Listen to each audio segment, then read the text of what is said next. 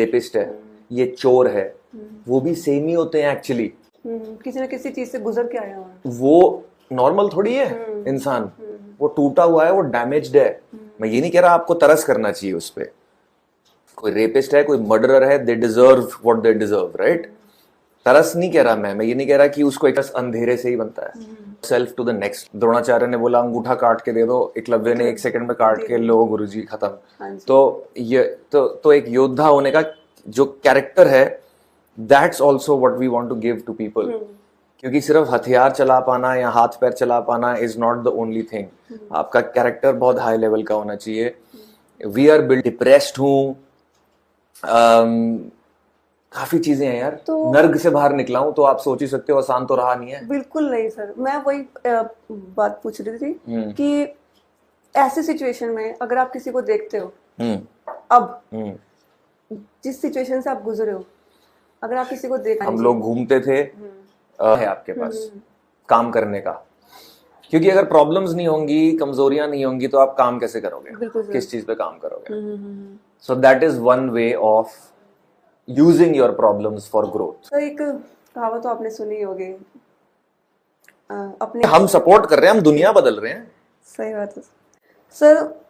Self defence के basic principles की अगर बात करें तो क्या होते हैं? अवेयरनेस। आपका दिमाग आपका सबसे बड़ा हथियार है। मेरे कोच ने मुझे कहा आरजू की paper spray is a good weapon, but only if you have learned how to use it, only if you have done training with pepper spray, and this is true for everything in life। आप भी सबका सही है, क्योंकि मतलब जो एक body builder कर रहा है वो भी एक मार्शल आर्टिस्ट कर रहा है। बॉडी बिल्डर क्या कर रहा है? भार उठा रहा है। मार्शल आर्टिस्ट भी भार उठा रहे हैं। हम बंदा उठा के फेंक देते हैं। अच्छा। हाँ, हम तलवार उठा के चलाते हैं। सुना था ना पहले कि इस राजा की तलवार जी 100 किलो की थी। ऐसा योद्धा अगर एक स्पिरिचुअल पर्सन है, वो अगर उसको हम योद्धा की तरह देखें और एक नॉन स्पिरिचुअल पर्सन को अगर हम योद्धा की तरह, उसमें बेसिक डिफरेंस क्या मिलेगा आपको दोनों में? पहली चीज तो ये होगी कि पावर बहुत कम हो जाएगी।